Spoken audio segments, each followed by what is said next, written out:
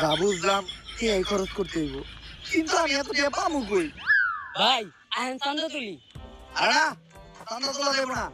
চান্দা তুলতে গিয়ে ধরা খেলে জনগণ ঠেলা দিয়ে খেলা শেষ করে দিব। ভাই আপনার কিছুই করা লাগবে না, যা করবো সবই আমরা। আপনি শুধু এক জায়গায় দাঁড়িয়ে মাথা লড়াইবেন। আহেন, আমরা আনোয়ার ভাইয়ের সৈনিক, চান্দা তুলি দৈনিক। আমাকে নেতার পারমিশন ছাড়া এনে দোকান দিছে কেরা? দাও 500 টাকা চান্দা দাও। হ্যাঁ, আমি ইন্সপেক্টর সান্দা।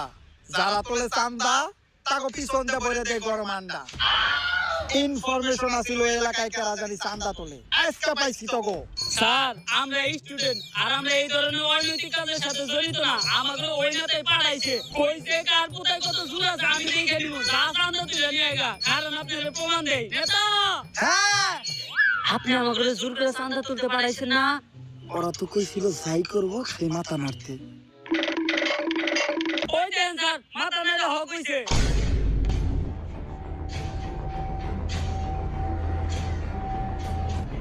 পরে দেখাইতেছি কার কোথায় কত জোর।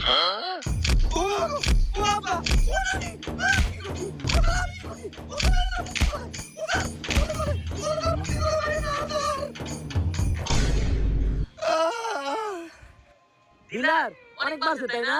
দিলাম না লিডার, খালি কি মারছে রিমান্ডেও নিছিল। থালা বাসন ধুইতে লাগে ডিম, রিমান্ডে নিয়া আমার পিছন দিয়ে দিছে গরম ডিম। ভাই রিমান্ডে যে আপনি পিছনে ডিম দিছিল, ওইটা আশের ডিম আছিল না মুরগির ডিম? মুরগির ডিম, ওইটা ব্রয়লার মুরগি আছিল না দেশি মুরগির ডিম? দেশি মুরগির ডিম।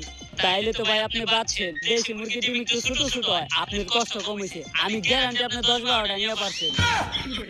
কিন্তু ভাই আমার একটা প্রশ্ন আছে, রিমান্ডে নেওয়ার পর এই যে গরম ডিমগুলো পিছন দিয়ে দেয়, তারপরে এই ডিমগুলো কই যায়? যার যার ডিম তার তার হাতে দিয়ে দেয়।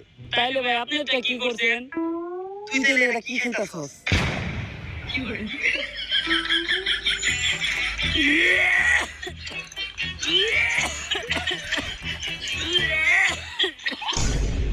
দাদি